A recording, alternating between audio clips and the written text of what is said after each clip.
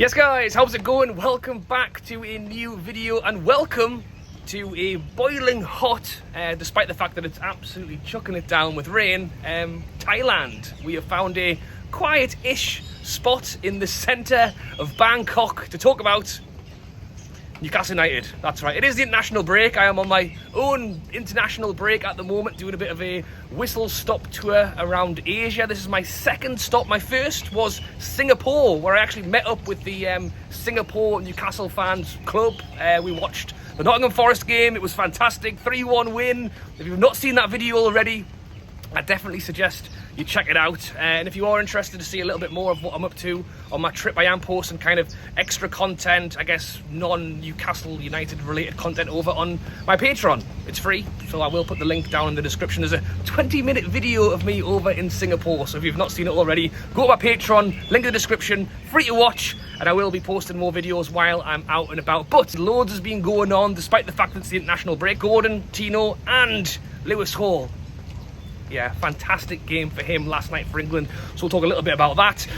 Alexander Isak has come out and rubbished the rumours of him heading to Arsenal. So we'll talk about that as well. And we all know that, unfortunately, we've seen Amanda leave, we've seen Dan Ashworth leave. Some happy about that, some we're not happy about. We're also set to see Darren Eales leave as well, due to ill health. Have Newcastle found their new CEO? We'll get into that in this video. So yeah, we'll start off with the international break. Three Newcastle players heading off for England. There was actually 4 Newcastle players, well, in the squads. As I say, Tino Livramento did not get on the pitch, but Lewis Hall, Gordon and Vlaco Dimos featured last night in England's 3-0 win. Obviously great to see Gordon start, great to see Tino get in the squad. But I think the one everyone's talking about is Lewis Hall, the lad who Newcastle paid a fair bit of money for not too long ago. Has basically gone from a 4th choice left back to, future England star, hopefully.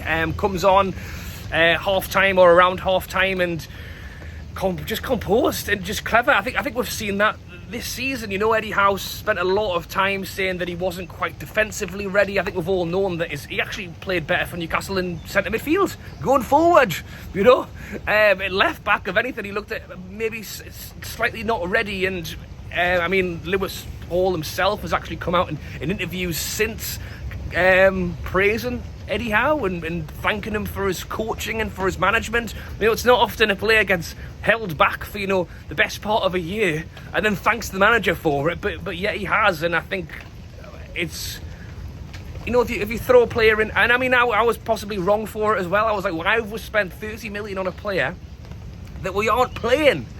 But we've I think possibly maybe throwing him in too early might have been a detriment to how he's kind of progressed now. And look, that's why Eddie Howe's paid the money, and I'm a bloke talking on the internet. So yeah, it was great to see Lewis Hall get his England time, and at a time we've just seen the big tournaments go by where England didn't have a left back. So to see Lewis Hall get his chance and really grab it with 2 hands is fantastic for us. And hopefully he can power on this season. Obviously it's the Nations League. So we've still got a little bit of time before the next tournament. He's just turned 20 years old now. Fingers crossed he can continue to power on. Another player who's about, I think it's tomorrow night, who's set to feature in their international break is Alexander Isak. Funnily enough, he'll actually be shooting against a Newcastle player. It's Sweden versus Slovakia, so it'll be Alexander Isak versus Dubravka. I have to say, if I had to pick, if I had to assume a winner of that duel, I would probably go with Isak. But obviously they're both Newcastle players. I wish them both the very best. But Isak, obviously when they go on these international breaks, they're interviewed, they're asked a few questions, and quite often in these breaks they're asked questions that, had they been asked in England by an English reporter, they may have been slightly more tame with the answer. He hasn't been particularly tame with this one. He's come out and basically slashed any of. There has been a few rumours with Alexander Isak. I think everyone has jumped on this to say he's rubbishing the Arsenal rumours. Obviously, he's a player who's been heavily linked away from Newcastle United, and a lot of that has actually come from the chat that he isn't currently in talks to sign a new deal with Newcastle. Now, that's the thing. How do you interpret what Alexander Isak has said? He's basically come out and said that he's very much concentrated on Newcastle United.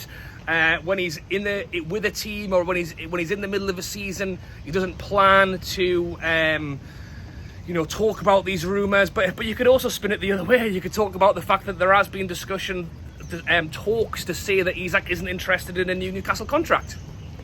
Could he be actually saying, that rumour's not true as well? So yeah, there's a little bit of an interpretation to take with these kind of cryptic comments. I think naturally you would assume it is kind of rubbish in the transfer talks. But the good news from it generally is that he's come out and said, look, there's a lot of talk right now, but I'm concentrating on my football. And I think that's what we want to see from the player who, in fairness, is just starting to bring a little bit of form again.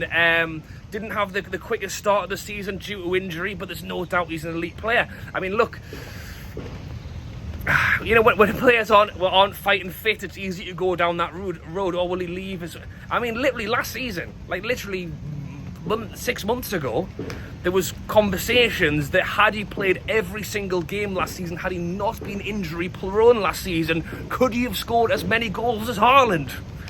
So to fast forward into this season and already be kind of like, oh well, if he goes, he goes. I really hope not. I really hope Newcastle can hold on to him and can get him to sign that new deal. I mean, Eddie Howe's even said, look, he's got 3 years left on this deal. He's probably already one of the highest paid players at Newcastle. Does he really need a new 2-year deal? Possibly not. With all of this PSR stuff, though, who knows what might happen next. But yeah, good to see him come out, basically tell everyone to bog off, leave me alone. I'm happy where I am. I'm concentrating on what I'm doing. And, let's hope Isak really pushes on and has a good season. I mean, the injury stuff is a concern. I've seen views online that if we can get 150 million for a player who, in honesty, has missed, big chunks of the whole time, is that harsh? Has certainly missed games of the time that he's been here. Is that because he's overplayed? Is that because there's nobody to rotate with? Yes, it is. Look back at Shearer would play 50 games a season, although Shearer had serious injuries as well. So there you go. But yeah, good to see him kind of chucking those rumours in the bin, and he can crack on from here and hopefully score a few goals for Sweden while he's away. But as I say, the rumours, the leaving, the money, the PSR, Newcastle have got some big work to deal with that, and I think it's hurt us this summer already. I think the plans and everything with Amanda leaving, the Ashworth scenario, and look now, Darren Eales is going as well, and Newcastle need to bring somebody in to take hold of the reins. Reports from the Daily Mail that Newcastle may well have found that person. The man being linked is the ex-Arsenal managing director, and I will look at my phone, Vinay Venkatesham, who was at Arsenal since 2010, so he has had a hell of a lot of experience working in the football world, held a whole variety of jobs while at Arsenal, so it's not just that he's done that forever. I read that he was working at the Olympics prior. I also read that he's a qualified accountant or something money related, which probably would help with the PSR as well. He obviously knows Silverstone from his time at Arsenal as well. They reckon that the pair of them put together some pretty big deals for Arsenal in their time there. And could he be you talk about bring people in. What is it? Garden and leave. Good God. I mean, I tell you what, there's a fair few gardens around where I'm sat today.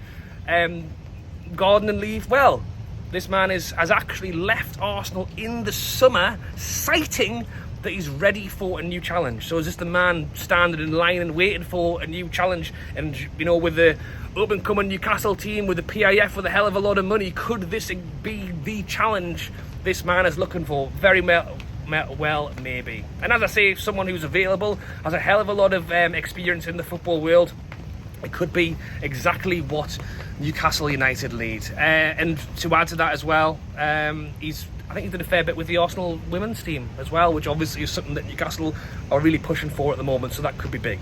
So there you go. Hope you guys have enjoyed this video from what is more of a scenic background than normal. You can't really see, there's quite a few buildings kind of rising over the skyline there. The lighting isn't great for that, but a little bit different from the spare room or, you know, the shed in the garden where I've recorded a couple of videos of late. So I hope you have enjoyed it. As I mentioned already, if you haven't checked it out already, go and check out my Singapore mags video that I did the other day. That was a fantastic win for Newcastle and a fantastic environment.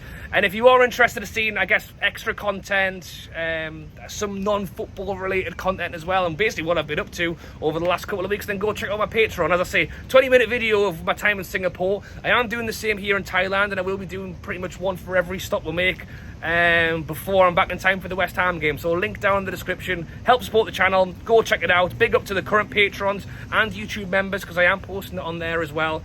So yeah, top line, check it out. Thanks for watching. Thoughts down below on Isak, on Lewis Hall's fantastic international debut, and what Newcastle are set to do next in replacing Darren Eales.